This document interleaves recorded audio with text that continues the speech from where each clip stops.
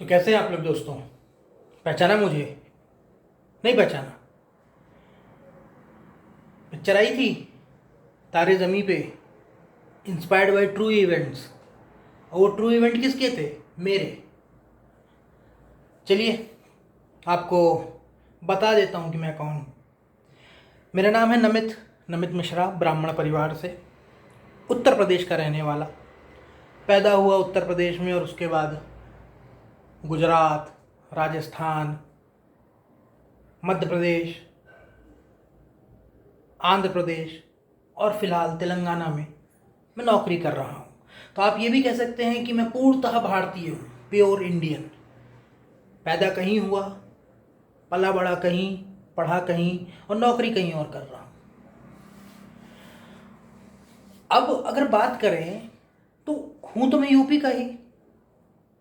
और यूपी की एक खास बात होती है, यूपी और एमपी आप भाई भाई कह सकते हैं दोनों को।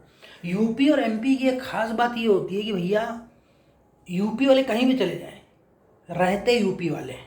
पक्की बात है, 100% सच्ची, लिख के रख लो।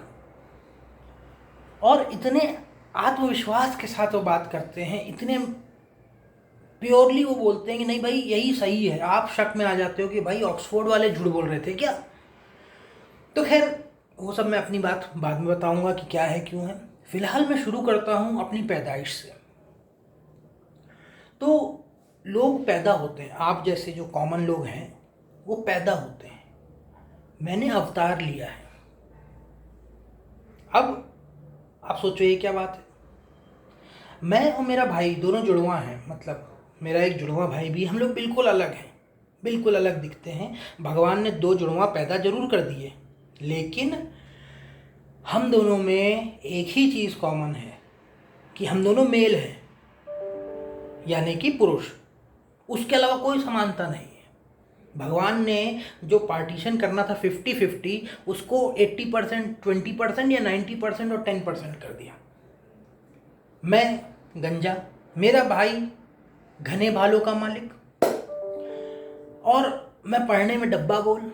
उसका बचपन से पढ़ाई में मन लग रहा, अच्छा स्कॉलर।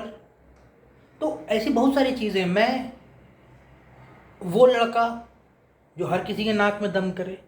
मतलब बच्चे होते हैं एक जो शांत होते हैं, अच्छे होते हैं, अरे बड़ा प्यारा बच्चा है।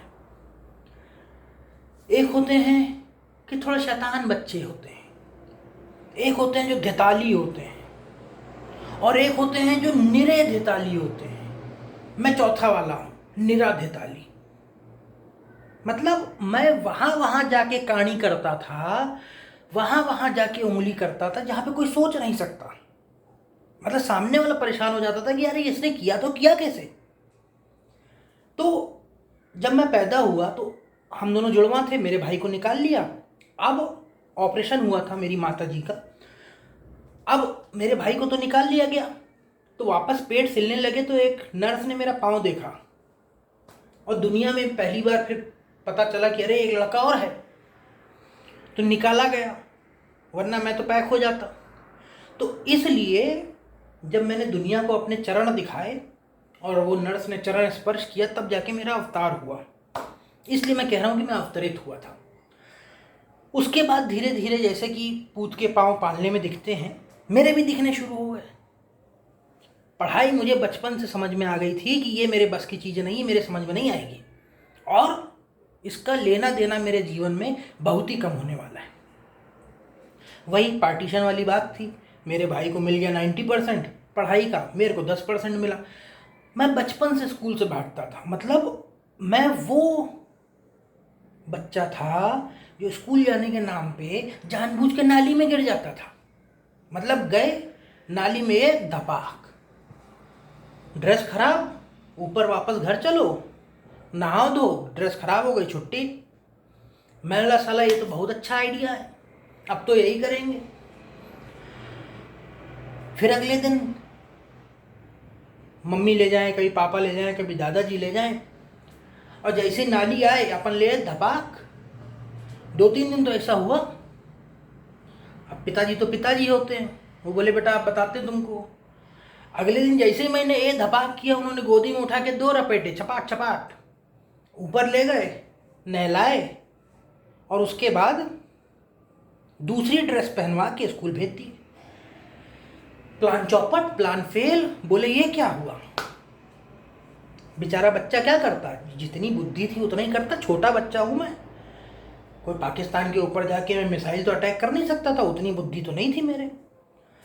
तो खैर फिर मैंने बोला ये नाली में कूदने का प्लान बेकार है, फालतू में गुलाब जामुन बनो, चाशनी में डूबो, नहाने जाओ और मार खा के वापस स्कूल जाओ, क्या मतलब। इसलिए मैं स्कूल जाना शुरू कर दिया, रोज लगातार जाने लगा।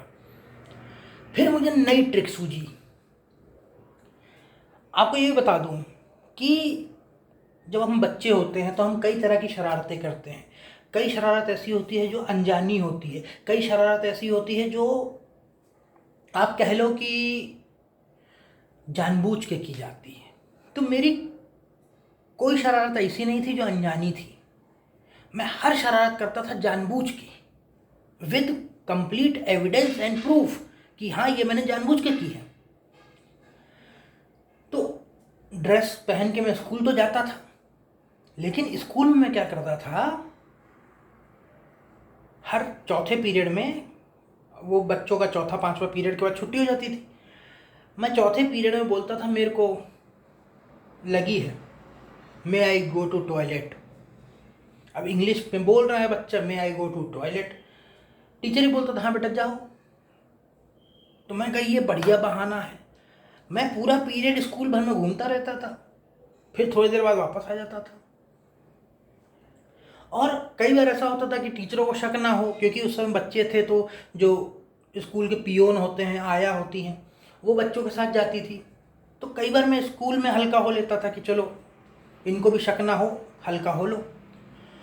मेरे रोज़ का हो गया उसी पीरियड में जाना, मे आई गो टू टॉयलेट। पता नहीं कौन सा वो प्लेज होती थी, ऐसे हाथ से ऐसे, मतलब टीचर को भी बड़ा मज़ा आता था कि टीचर खड़ा, हाँ बेटा क्या हुआ, और बच्चा मे आई गो टू टॉयलेट। आधे लोगों का तो उसमें निकल जाता था, मे आई हो गई। खैर टीचर बोला ये जो आदमी है ये रोज रोज जाता है, इसी समय जाता है। एक दिन टीचर मना कर दिया, बोले नहीं तुम नहीं जाओगे। किस्मत खराब, उस दिन मेरे को सही में लगी थी। मरता क्या ना करता, मैंने स्कूल में कर दी, मतलब क्लास में बैठे बैठे बेंच पे कर दी। हल्के हो गए भैया, हमको तो हल्का होना था, चाहे आप बाहर भेजो चाहे हम यहीं हो लें।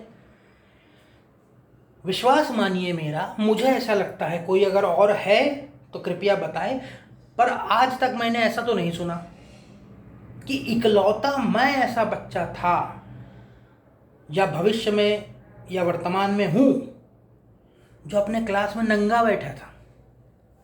सही बता रहा हूँ, मजाक नहीं है, कसम से बोल रहा हूँ। यूपी वाला हूँ, 100% सही, बिल्कुल सच्ची बात है। मैं अपने क्लास में जब हल्का हो गया, टीचर परेशान, बोले अरे हमने बेचारे बच्चे का दर्द नहीं समझा और इसका दर्द इस तरह बह निकला। तो मैंने क्या किया कि आया के साथ जाके जो साफ सफाई होती थी वो हो गई। आया ने मेरी निक्कर और मेरा अंडरवियर उतार के बोला बेटा तुम जाओ। मैं बोला हाँ जाओ। बोली हाँ जाओ। अब यूपी वगैरह में ऐसा होता है कि बच्चे जो हैं ठीक है, बढ़िया है, बच्चे हैं, भगवान का रूप है, इनको काला धागा पहनाओ, एक सिक्का लगाओ किनारे कमर में और बस। फिर वो कपड़े पहने नहीं पहने उनसे मतलब नहीं, हाँ नंगे नंगे बहुत अच्छे लग रहे हैं, भगवान का रूप है। तो अब मेरा आलम ये था कि मैं स्कूल की शर्ट पहना, टाई पहना और जूते मोजे पहना, इसके अलावा कुछ नहीं, नीचे कुछ भी नहीं था। सामने वाले परेशान, मेरे आजू बाजू जो बच्चे बैठे थे वो यूँ मतलब ऐसे देखे मुझे, फिर यूँ देखें और फिर खैर तो इस तरह का मेरा बचपन था। और बचपन में कई बार मैं क्या करता था कि दूसरों के घरों में जा जाके वहाँ भी मैंने खूब नाटक किया। एक बार जहाँ पे हम लोग राशन का सामान लेते थे, उन्होंने बड़े प्यार से कोल्ड ड्रिंक दी, थम्स अप। तो ऐड में आता था ये टेस्ट द थंडर फुर, मैंने भी टेस्ट द थंडर फुर किया। बेचारा वो फुर उसके शक्कर के बोरी में चला गया, उसकी 5 किलो शक्कर बर्बाद। पीछे से मेरे को 2 झापड़ अलग पड़े पापा से। तो इस तरह की मेरी हरकतें होती थी। मेहमानों के यहाँ जाता था तो वहाँ पे कांच के गिलास में शरबत दें, मैं कांच का गिलास दांत से दबाता था मज़ा आता था, कभी तो फूटेगा। बदकिस्मती से एक हमें दूर के चाचा थे, उनके घर में जाके वो कांच का गिलास फूट गया। दांत से दबा रहा था रूह अफ़ज़ा के साथ, कट्ट से आवाज़ आई, पता चला ये कांच सामने। अब वो चाचा बोलते हैं बेटा तुम दांत से दबाए हो। मैं बोला नहीं नहीं, ये तो अपने आप फूट गया, आपका कांच क्रैक था। तो चाचा जो थे वो भी कम नहीं भाई, यूपी के चाचा। वो बोलते क्या है बेटा, हमको पता है दांत से काटे हो, हम भी बचपन में बहुत काटे हैं। तो जब वो चाचा, हम भी भतीजा, हम भी बोल दिए अगर बचपन में बहुत काटे हो तो हमसे काहे पूछ रहे हो, पता ही होगा कि हम भी दांत से काटे हैं। तो इस तरह का बेशरम बच्चा था मैं, निहायती देताली बच्चा।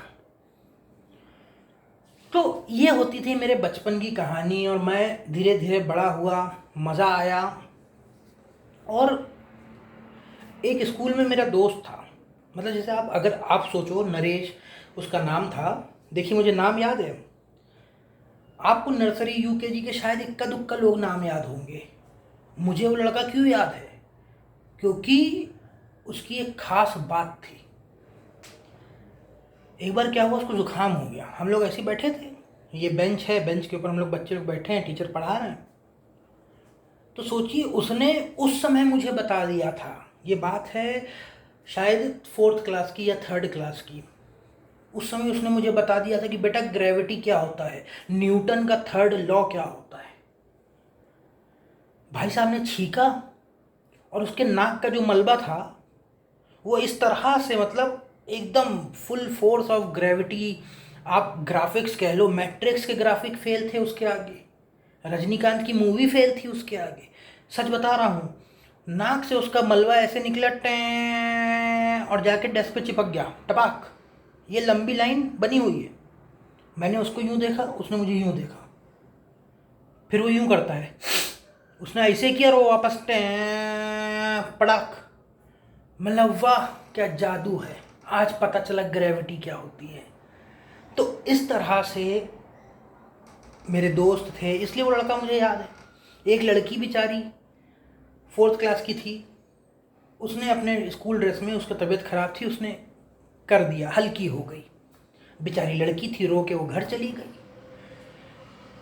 इंटरवल के बाद वापस आई तो स्कूल ड्रेस की जगह, क्योंकि स्कूल ड्रेस तो गंदी हो गई थी, वो कलर ड्रेस पहन के आई थी।